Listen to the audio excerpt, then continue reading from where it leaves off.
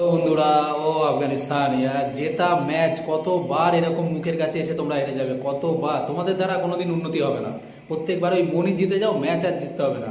ফাজল হক ফারুকি যেভাবে রান আউটটা হলে তুমি, হ্যাঁ, জেতা ম্যাচ। ফাজল হক ফারুকি যদি একটা ড্রাইভ মারতো তাহলে এই ম্যাচটা আসতোই না। দুটো দুটো সুপার ওভার হলো, আউটস্ট্যান্ডিং থ্রিলার ম্যাচ।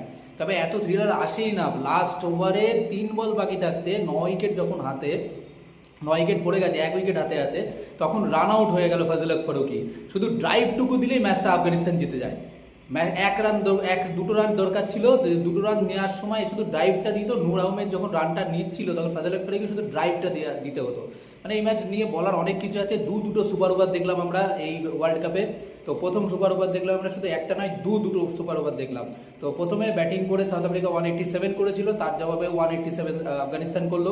তারপরে সুপার ওভারে আফগানিস্তান প্রথম ব্যাটিং করে 17 রান করলো, এবং লাস্ট বলে 6 মেরে ক্রিস্টেন স্টাফ সাউথ আফ্রিকাও 17 রানই করলো। এবং তারপর আবার যখন সুপার ওভার হলো, সাউথ আফ্রিকা ব্যাটিং করলো, ব্যাটিং করে সেই রানটাকে নিয়ে গেল একদম 23 রান, মানে 24 রান করতে হবে। সেইখানেও গুরবাজ প্রায় টেনেই নিয়ে গিয়েছিল, লাস্ট বলে একটা বাউন্ডারি হলেই ম্যাচটা টাই হয়ে যায়, আবার একটা সুপার ওভার হতো। বাট সেটা হলো না, আফগানিস্তানের ব্যাড লাক। আর মানে আমি বলবো আফগানিস্তানের অক্ষমতা প্লেয়ারদের, বিশেষ করে এত টেন্স মুভমেন্টে নবী কি করে আসে, মোহাম্মদ নবী কেন আসে, যেখানে গুরবাজ এতগুলো 6 মারছে। গুরবাজকে আগে আনো, গুরবাজ ফর্মে রয়েছে, বাট সেই একই মানে পুরনো সেই নীতি নিয়ে চলে যাচ্ছে আফগানিস্তান আজও।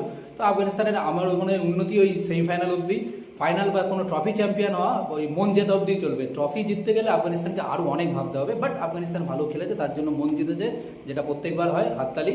আফগানিস্তান একদম সমানে সমানে লড়েছে। এই বলা হয় না একটা টিমই তো জেতে, বাট এখানে বলতে পারবো দুটো টিমই জিতেছে।